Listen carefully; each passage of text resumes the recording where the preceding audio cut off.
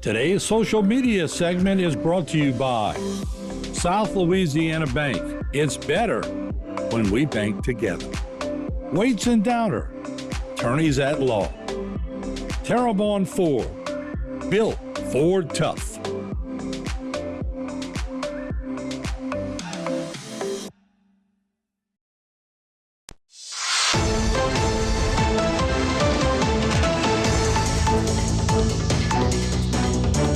Hello and welcome to this edition of Bayou Time. I'm your host, Keith Weissite, licensed clinical social worker with Terrebonne Home Care. Very glad you're joining us. However you may be joining us, we appreciate it. And listen, when it gets really, really hot outside, we know that we're kind of getting to the middle of the summer. Middle of the summer means a number of things for different people. For me, it's my mom and dad's anniversary. That's very important because they got married on July the 4th. So my dad would never forget. But people never forget July the 4th. Why? Because all of us, the little kid in us, loves to be able to do fireworks. There's a way to do that, and there's a way to do it safely. Very glad to have with us Chief Ken Email. Ken, thank you for joining us today. Thank you for having me. Absolutely. Of course, the Bayou Cane Fire Department, very proud to have them in our area where I live. Very glad that they represent me, and I can always rely on them. So thank you all again for what you do. Absolutely. Let's talk a little bit about some of the things that are important for people to realize about safety fireworks in the 4th of July. Okay. Well, first of all, they can start being sold by any of the vendors that have gone through the permitting process 10 days prior to the approved holiday. In this case, it'll be 4th of July. So they should be selling right now. Today can be. We do inspections of all the fireworks stands in our district, along with the state fire marshal's office, to make sure they're selling the right stuff and make sure that their stands are safe for the people to go to. Okay. And then after that, I pulled up the law right before I left, and I wasn't even aware of this, but according to the parish ordinance, they can only be discharged between dusk and 10 p.m. on July 4th. Now, not July 3rd. Yes. Not on the weekend. Correct. July the 4th. Correct. Now, is that going to happen only on July 4th? Probably not. And I guess that's what we're here to talk about is if you're going to do them, how to do them the right way. That is correct.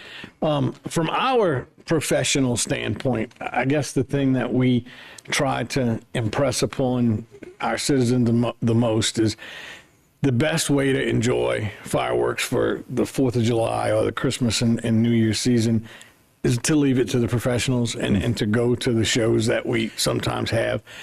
But let's be real, that's not going to happen. So our thing is just a lot of common sense. And fortunately, we probably, even before they were legalized, we were not really seeing a lot of fires that we could say were started because of fireworks. Matter of fact, the last couple of fires we had that were fireworks related were in the, I guess, improper disposal of the fireworks. So it's not just about popping them when you're done. And we kind of treat that the same way we do like when somebody barbecues and you go to empty your coals. Don't put them in the trash. Don't put them in the in a dumpster. And that's kind of what happened for the last two. So. About being able to do that. We want to make sure that you remember never allow young children to handle fireworks. Absolutely. Older children should use them only under close supervision. Correct. And one of the things that it's hard for us to understand is you really shouldn't handle them. You shouldn't hold fireworks in your hands. Don't hold lit fireworks. And one of the ones we do the most where we actually hold them is Roman candles. Absolutely never shoot fireworks at each other or at another person. Do not intentionally aim them towards a structure or anything like that. You would think you wouldn't have to say this, but don't light them in the house or anywhere else indoors.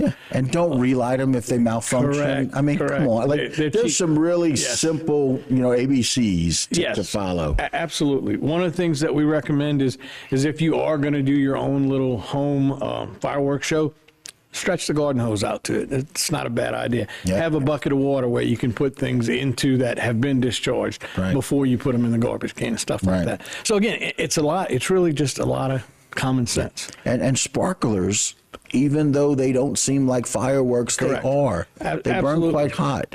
One of the stat sheets I pulled from NFPA, which is the National Fire Protection Association.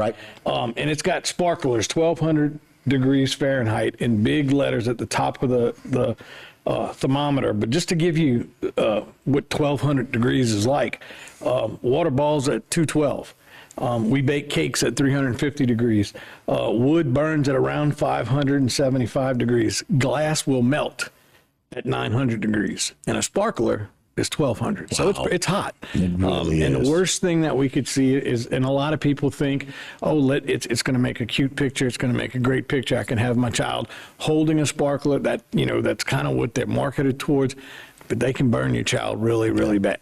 Yeah, and children are kind of infamous for not seeing where that sparkler is going in their own face, somebody else's face. It's just, we've got to really have a lot of those. So we've got some other injuries and deaths that are impacted by that. 9,700 people are treated in the ER. Yes. There are 8 deaths from fireworks in 2023. Mm-hmm. 66% of the people that have had those in 2023, 66% were injuries that were associated with it. And I'm looking at the infographic about most injured body parts. Yeah.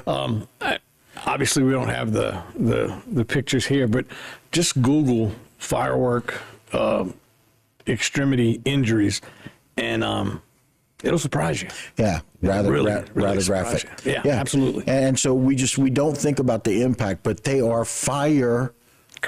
Yes, it's small explosions. Yes, they're explosions. And if you want to save that time, energy, and money, come out to the sports park at 9 o'clock and watch a fantastic firework display that everybody's going to love. Yes. Instead of doing this at your own. Absolutely. It's going to be a great show. It's professionally shot. All the safety measures that all the standards require are going to be in place. The fire department's going to be there. The fire marshal. Yeah, they do their inspection. And so that's the best way to do it. Absolutely. Chief, thank you so much for coming on, sharing some safety with us. We appreciate it. Appreciate it. And happy July the 4th to Same everybody. to you. All right, guys, that'll do it for this particular segment. Don't go anywhere. Let me buy you time when we continue.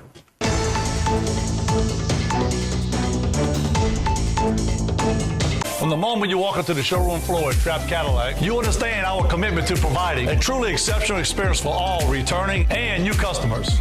Our goal is to make sure you're always comfortable while understanding the entire process of getting into your new Trapp Cadillac. When you drive a Trapp Cadillac, you know performance, bold styling, and our shared commitment to service. One thing you could always count on here at Trapp Cadillac is our excellent service experience.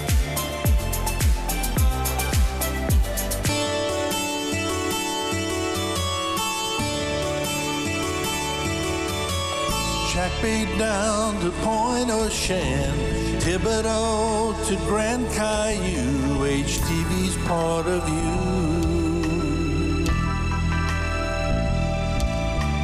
Bayou Black down through Dulac, Southland Mall to City Hall, we'll bring the news to you. Raceland, St. Charles, Bayou Blue, Morgan City and Assumption too, where sugar cane is grown.